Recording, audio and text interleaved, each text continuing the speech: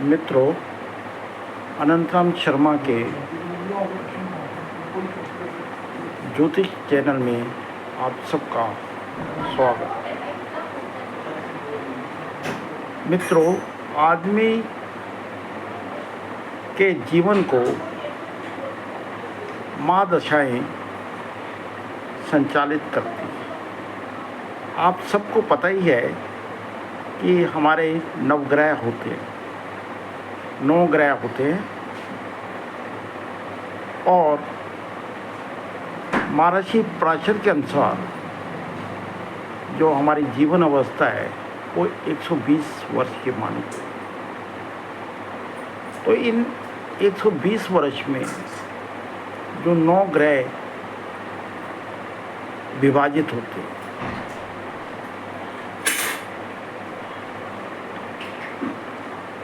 एक दशा का मतलब है समय की वो अवधि जो एक निश्चित ग्रह के द्वारा शासित होती है।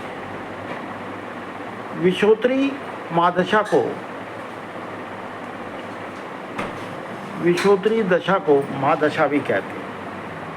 इस प्रकार हम कह सकते हैं कि विषोत्तरी दशा 120 वर्ष की होती है और इस दशा में 120 वर्ष की आयु मानकर हम ग्रहों का विभाजन करते हैं। जैसे आप सबको तो पता ही है कि 9 ग्रह हैं।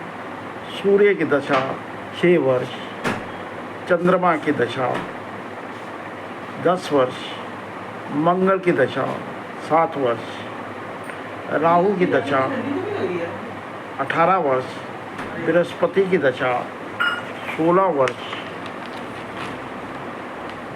शनि की दशा 19 वर्ष, बुध की दशा 17 वर्ष, केतु की दशा 7 वर्ष और शुक्र की महादशा 20 वर्ष है। मित्रों, दशा का ग्रहों का जो क्रम है वो हमेशा इसी तरह रहता है जैसे मैंने आपको अभी बताया है। आप इसको याद करना चाहें तो इस फार्मूले से भी याद होता है। फार्मूला है आज कु राजेश बुकेश। फार्मूला एक बार फिर सुन लीजिए। आज को राजेश बुकेश। आ मीन आदित्य, मतलब पहली दशा जो है सूर्य की होगी, दूसरी दशा चंद्रमा की होगी, तीसरी दशा मंगल की होगी, चौथी दशा राहु की होगी और 5वीं दशा बृहस्पति की होगी, 6वीं दशा शनि की, 7वीं बुध की, 8वीं केतु की और 9वीं शुक्र की। तो इस प्रकार से ये दशाएं चलती हैं। इसमें सबसे लंबी जो दशा होती है वो शुक्र की है।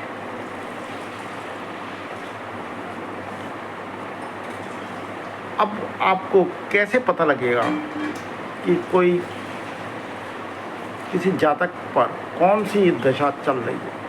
जैसे इसका फार्मूला है कि आप सब जानते हैं कि हमारे 27 नक्षत्र होते हैं और किसी न किसी नक्षत्र में जातक का जन्म होता है। इस सूत्र को हम इस तरह समझते हैं, जैसे कृतिका नक्षत्र से जातक का जन्म नक्षत्र तक गिने और उस संख्या में 9 का भाग दे दें। जो शेष तुल्य होगा उससे सूर्य, चंद्र, मंगल आदि की महादशा आ जाएगी। उदाहरण के तौर पे ऐसे समझते हैं, जैसे मान लीजिए मैं जातक हूँ और मेरा नक्षत्र श्रवण है। तो आप कृत्तिका से शुरू होकर श्रवण नक्षत्र तक गिने और ये संख्या 20 प्राप्त होती है। इसमें हम 9 का भाग दे दें। 9 का भाग क्यों दे दें? क्योंकि 9 नवग्रह होते हैं। तो हमारे पास शेष संख्या 2 प्राप्त होती है। और ग्रहों की महादशा में जो दूसरी महादशा होती है वो चंद्र की होती है। इसलिए ये दशा, जातक की दशा चंद्र जातक की महादशा चंद्र की होगी।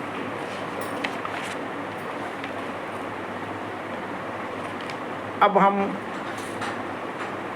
आपको बताएंगे कि अंतर्दशा क्या होती है। ग्रह में 3-4 तरह की दशाएं चलती हैं। सबसे बड़ी महादशा होती है, उसके अंदर अंतर्दशा होती है, फिर प्रत्यंतर दशा होती है, और फिर सूक्ष्म दशा होती है, और फिर प्राण दशा होती है। जैसे जिस ग्रह की महादशा होती है उसी ग्रह की अंतर्दशा भी चलती है। जैसे सूर्य की महादशा में पहली जो